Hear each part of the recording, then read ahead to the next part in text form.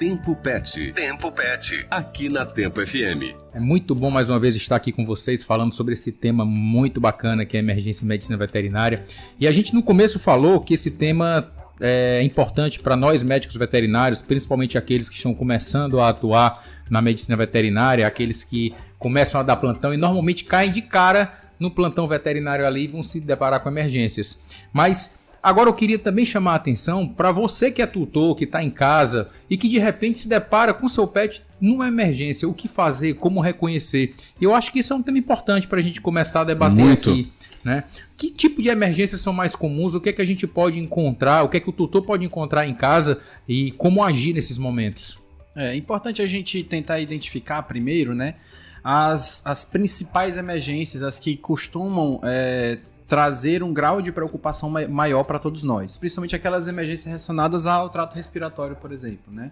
Inclusive nos atendimentos emergenciais é o tipo de emergência em que o veterinário tem que estar mais preocupado naquela abordagem inicial do paciente. Então, o tutor nota em casa dificuldade respiratória, o paciente ficando com as mucosas, né, que é a gengiva, a mucosa dos olhos, elas azuladas, arroxeadas, a língua arroxeada, que é um sinal de diminuição de perfusão de oxigênio. Isso é uma das principais emergências que a gente tem e é uma das emergências mais que a gente deve demandar mais atenção como veterinário.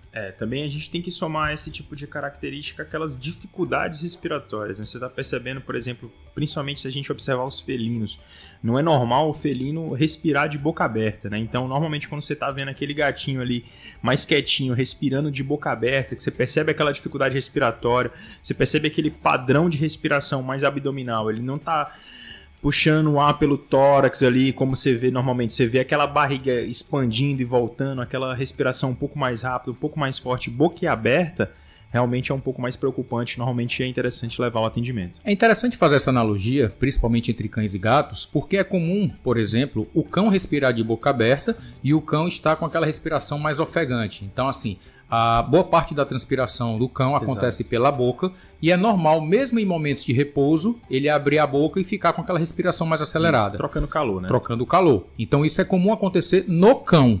Mas, como o Dr. Vitor comentou, isso no gato, isso não é comum. Gato é preocupante. E isso é muito preocupante. Quando a gente vê um gato respirando ali de boca aberta, arfando, cansado, com essa respiração abdominal, já é um sinal de alerta para o tutor, para ele procurar um médico veterinário e, obviamente, tomar as primeiras medidas. Começar a investigação, né? Pelo menos, né?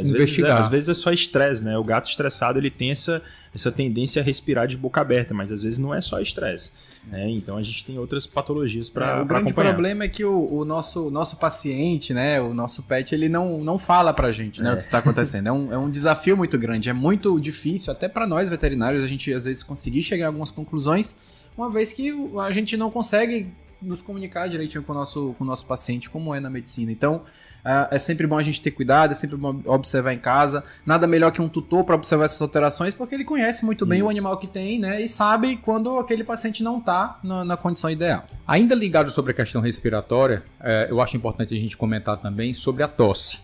A gente tem alguns pacientes, hoje é uma tendência do nosso paciente, do nosso pet, ficar cada vez mais idoso. É muito comum isso acontecer nos cães, principalmente, esses cães apresentarem tosses, uma tosse que na maioria das vezes ela começa ali no período noturno, né, uma tosse não produtiva. Seca, e é comum o cliente relatar o seguinte: doutor, ele está tossindo, na sequência ele tenta vomitar. Ele se engasga. Esse é um clássico, né? Então eu queria que a gente comentasse um pouquinho sobre isso. Normalmente é muito comum chegar em consultório, né, o paciente apresentando quadro de tosse, o tutor relatando como se houvesse um engasgo do animal, mas na verdade é relacionado à tosse. O que a gente tem que ter em mente é que a tosse é um dos principais sintomas daquele paciente que tem alteração cardíaca, por exemplo, né? Então muitas vezes o animal que tem alteração cardíaca já tem uma certa idade, muitas vezes não diagnosticado, o primeiro sintoma que ele costuma demonstrar é tosse, e aí é sempre bom a gente ficar antenado nessas sintomatologias. É sempre interessante falar sobre isso, porque diferentemente da medicina humana, né, do humano como paciente,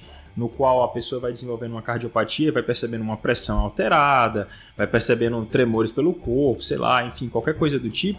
palpitações, no animal a gente não percebe isso, né? E normalmente a tosse é o principal sintoma associado. Já temos perguntas chegando aqui, doutor Rodrigo, participação do nosso ouvinte Sérgio Franco. Vamos lá, vamos responder, nosso amigo Sérgio. Vamos ouvir então. Bom dia, colegas. O tema é muito importante, mas a questão é até que ponto as clínicas estão preparadas para emergências graves, como hemorragias, atropelamentos, envenenamentos e outras. O que a gente sabe é que não há nenhuma clínica ou nenhum órgão que seja direcionado somente para esse atendimento. Inclusive, eu já tive problemas ao levar uma cadela minha na emergência hemorrágica e fiquei esperando que o pessoal administrativo resolvesse um problema de caixa para que minha cadelinha fosse atendida, o que me deixou muito triste e me fez procurar outra clínica onde fui prontamente atendido. Parabéns pelo tema. Mensagem aí do Sérgio. Bom dia, Sérgio. Doutor Rodrigo. Bom dia, Sérgio. É um prazer mais uma vez falar com você, ser sempre presente aqui nos programas, mas é uma temática realmente complicada, porque o que a gente vê hoje é que existem inúmeras clínicas em Fortaleza que têm, teoricamente, um atendimento 24 horas, mas não tem uma estrutura preparada para esse atendimento. Infelizmente, essa é a realidade. E não só isso, quando a gente fala da estrutura, a estrutura teoricamente é o mais simples de se resolver. Mas o que a gente sente falta mesmo hoje é de uma equipe treinada e qualificada para esse atendimento. Profissionais de qualidade, né? Profissionais de qualidade que têm um entendimento do que fazer no momento da emergência. Então, é uma união das duas coisas. Então, a gente tem que ter profissionais preparados, profissionais capacitados e uma infraestrutura que dê o suporte para que a gente possa fazer esse tipo de atendimento. Então, talvez esse seja um dos principais vieses e o que mais pesa contra hoje a abertura de clínicas 24 horas aqui no município de Fortaleza.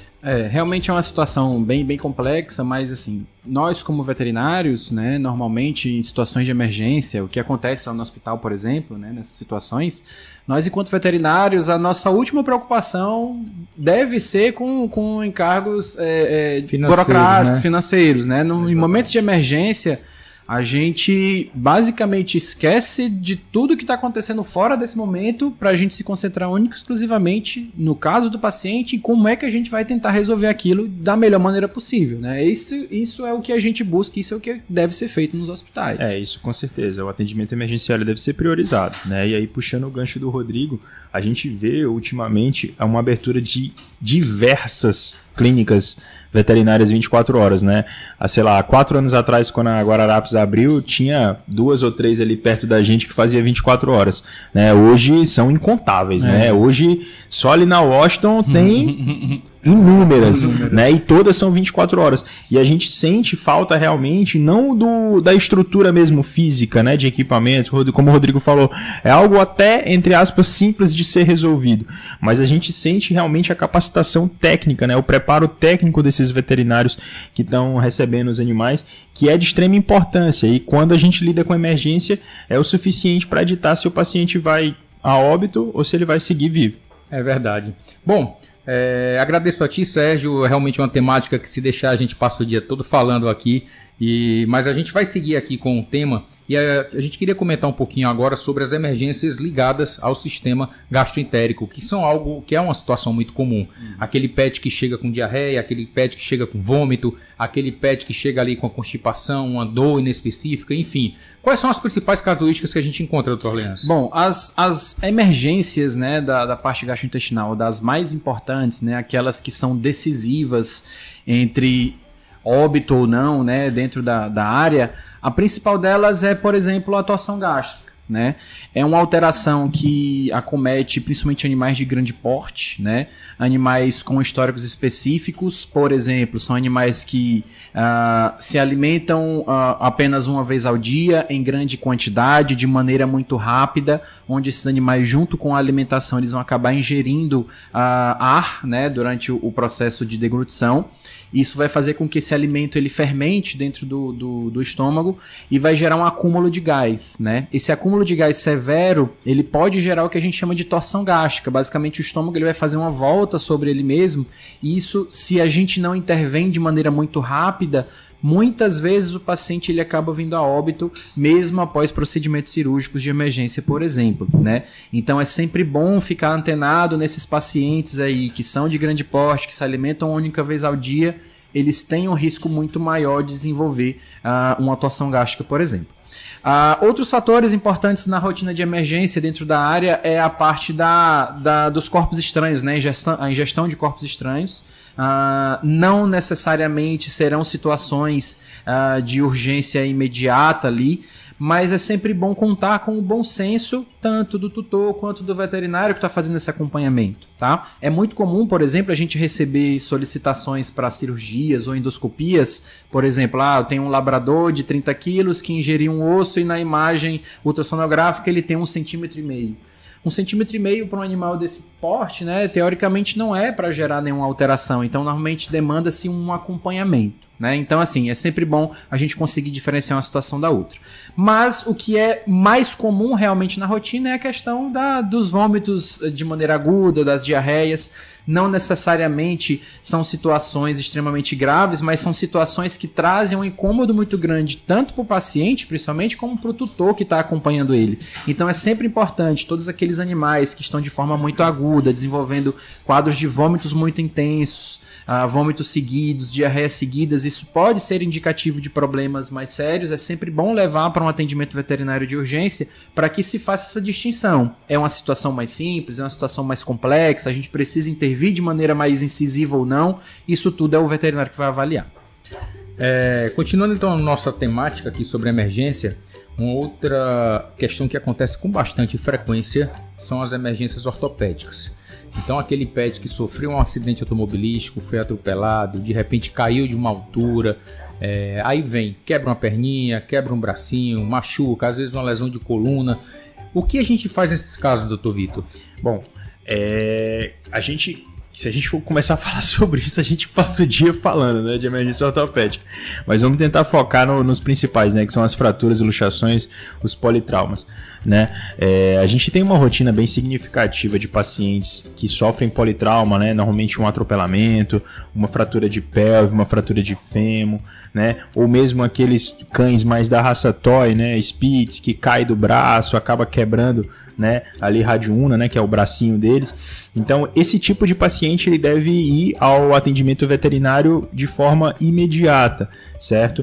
Não porque ele vai ser operado de forma imediata, né? Não porque isso é uma urgência, porque teoricamente a parte ortopédica não ameaça a vida, né? Mas é um paciente que está com desconforto significativo, é um paciente que está com um nível de dor significativo, é um paciente que precisa receber analgésicos, é um paciente que precisa fazer uma imobilização para que essas situações não piorem, né? E se a gente for levar muito mais para a parte do trauma automobilístico, a gente tem uma alta incidência de fraturas tanto de pelve quanto de coluna vertebral. E aí sim são urgências, né? A gente tem que as fraturas e luxações de coluna vertebral, elas têm que ser resolvidas em aproximadamente, num tempo ideal, de 6 a 12 horas após o trauma, para a gente conseguir manter que aquela medula fique viável, que aquele animal consiga ter uma recuperação de forma mais adequada no futuro. É importante a gente falar que tem momentos que a cirurgia ela é primordial, mas tem outros que nem tanto. Como Isso. Você bem comentou, aquele pet que muitas vezes quebrou ali o bracinho, um radiuna, é importante que ele vá imediatamente para uma clínica veterinária, para um hospital veterinário, para um atendimento emergencial, porque ele precisa fazer controle de dor, ele precisa de imobilização, mas não obrigatoriamente. E essa cirurgia ela precisa acontecer de maneira urgente ou tão rápida. Isso. A gente pode programar essa cirurgia de uma maneira que seja o mais saudável para o pet. Com certeza, a gente precisa programar essa cirurgia de uma maneira que seja segura para o paciente. É como eu falei, o Spitzzinho que teve uma fratura ali de radiuna, aquela fratura não é motivo de causar um risco iminente à vida daquele paciente. Mas, por exemplo, entrar numa cirurgia de uma forma, botar o carro na frente dos bois, entrar naquela cirurgia de noite, sem ter feito exame de sangue, sem ter feito exame cardiológico, sem um preparo adequado, aí sim pode colocar em risco a vida do paciente de forma desnecessária. Quando muitas vezes o que aquele paciente precisa é de uma imobilização, certo? Feita por um médico veterinário tecnicamente competente e uma analgesia, algum anti-inflamatório para que ele consiga esperar para fazer os exames para aí sim a gente conseguir operar com segurança. Tem um tipo de emergência que é importante a gente comentar aqui, que é um clássico que a gente encontra com frequência, que é aquele pet que de repente parou de andar da cintura para baixo. Então ele parou de movimentar as perninhas. Isso é um clássico que a gente encontra. Vamos falar um pouquinho sobre os tempos, o que a gente fazer de maneira rápida sobre isso. Pronto. Essa parte da emergência, a gente já entra na parte da emergência neuroortopédica, né? A gente tem como objetivo principal nesses pets que tem uma parada súbita, né, de andar. Normalmente você vê aquele Dachshund, aquele Bulldog, né, que de um dia para o outro está arrastando as patas de trás no chão, certo? Ou de repente parou de andar completamente, está ali lateralizado, não mexe as patinhas nem da frente nem de trás. Essa emergência é uma emergência de caráter neurológico. Normalmente a gente está lidando com hérnias de disco. E hérnias de disco realmente são emergências neurológicas. O quão mais rápido a gente conseguir entender, diagnosticar e começar o tratamento de uma hérnia de disco, né, de uma extrusão discal, mais chance esse paciente vai ter de voltar a andar, voltar a sentir aquelas pernas de forma adequada. E quando a gente recebe um paciente desse, a principal coisa que a gente faz é testar a dor profunda desse paciente, né? Essas hérnias de disco e o acometimento que elas causam na medula espinhal fazem com que haja uma dessensibilização, né, dos membros pélvicos ou dos membros torácicos, né, das patinhas de trás ou da frente. E a dor profunda é uma substância ali, um artifício crucial para a nossa decisão. Então, assim, queria continuar só tocando ainda no assunto da hérnia de disco, né, que é um assunto polêmico e principalmente porque muitas vezes o diagnóstico ele vem tardio e ele não é atendido de maneira eficaz. E com isso a gente tem toda uma problemática de pets que acabam ficando paraplégicos por falha no atendimento ou pelo tempo do atendimento e identificação do problema. Eu queria comentar um pouquinho sobre isso, Dr. Vitor. Isso é extremamente importante, né? A gente novamente vai falar que a hérnia de disco se caracteriza como uma emergência neurológica, certo? Não porque causa risco, assim, iminente à vida, mas causa risco iminente à situação neurológica do paciente. Então é uma situação na qual o médico veterinário ele tem que fazer um diagnóstico imediato e existe todo um exame neurológico, técnicas específicas de conhecimento de um clínico geral que ele precisa saber para conseguir dar o direcionamento correto, né, desse tipo de patologia. A gente tem que saber também que hérnia de disco é uma patologia que ela só se confirma, né, só se diagnostica por um exame de imagem complexo. E aí a gente vem com o avanço da tecnologia na medicina veterinária, contendo hoje, pelo menos em Fortaleza, tomografias veterinárias, né? Tomografias computadorizadas. Fora daqui a gente tem ressonância, ainda não tem por aqui, mas vai chegar em breve. Então são os exames de imagem que vão conseguir fazer o diagnóstico rápido e eficiente desse tipo de patologia, o que vai contribuir diretamente para a qualidade e retorno de mobilidade do paciente, porque normalmente esse tipo de paciente ele precisa ser operado de forma ali quase que imediata. Por exemplo, o pior grau de uma hérnia de disco é o grau que a gente perde a dor profunda do paciente. Esse paciente ele precisa ser operado em pelo menos 24 horas. Na verdade, no máximo 24 horas.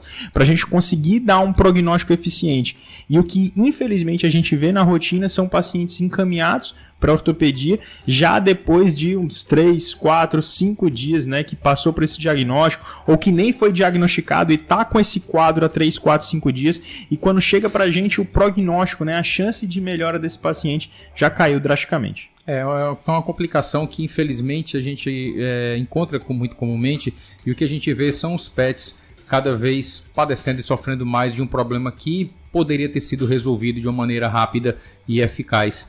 E Dr. Lenas, e as considerações que a gente poderia fazer em relação aos problemas gastroentéricos, né, dentro da emergência? Bom, dentro da emergência como um todo, na verdade, não só da parte gastrointestinal, né? É sempre bom a gente saber que tempo é ouro, né? Então, quanto antes um veterinário qualificado, quanto antes o tutor identificar esses problemas e quanto antes esse animal for avaliado, melhor vai ser o prognóstico, melhor a possibilidade de a gente dar qualidade de vida e melhor vai ser o trabalho como um todo. Então, tempo é ouro. Sempre lembre-se disso. É importante a gente deixar esse alerta que quando a gente fala de emergência, o importante é a gente procurar um local de excelência, um local que tem uma equipe qualificada, uma equipe multidisciplinar que possa estar preparada para receber, atender e tratar de maneira adequada os nossos pets. Quando a gente fala de uma diarreia, essa diarreia no paciente idoso, por exemplo, ela vai evoluir para um grau de desidratação, para queda de pressão arterial, por uma série de condições. Quando a gente fala de uma fratura, a gente imagina que pode ter um quadro de hemorragia interna associado, que pode ter outros quadros, que precisa ali de um atendimento eficaz, de um atendimento rápido, de um exame complementar, às vezes um ultrassom FAST, alguma coisa do tipo, para diagnosticar outras possíveis patologias associadas que muitas vezes passam desapercebidas. Quando a gente fala dos problemas cardiológicos e a gente tem cada vez mais PETs idosos, isso é muito comum a gente encontrar e ter que tratar de maneira rápida. Muitas vezes aquele paciente está numa angústia respiratória, ele está com quadro de edema pulmonar agudo, ele está com quadro de arritmia ou alguma coisa do tipo, que precisa de um tratamento rápido, ele está sofrendo. Então, quanto antes a gente puder procurar uma equipe qualificada, é importante para a gente tomar todas essas providências e resolver o problema do nosso PET da melhor maneira possível. É isso aí, Leandro. Muito bem, a gente fecha aqui mais uma edição do Tempo PET, agradecendo aí pela sua audiência, e tivemos o prazer de receber aqui o Dr. Rodrigo Macambira, sócio proprietário do Hospital Guararapes Vet Center, e os médicos veterinários Dr. Orleans Menezes, especializado em endoscopia, e o Dr. Vitor Barbosa, com atuação em clínica e cirurgia geral. Foi um prazer estar com vocês aqui mais uma vez. Dr. Rodrigo, seja sempre bem-vindo. Dr. Orleans, Dr. Vitor, bom dia para vocês. Obrigado, Leandro. Bom dia. Valeu. Um grande abraço também para toda a nossa audiência. Prometemos voltar no próximo sábado às 10 da manhã, sempre para falar sobre os cuidados e curiosidades sobre o mundo pet aqui na Tempo FM. Lembrando que o Tempo Pet tem o oferecimento do Hospital Veterinário Guararapes Vet Center, um mundo de cuidados para o seu pet. Consultas, exames, tudo num só lugar.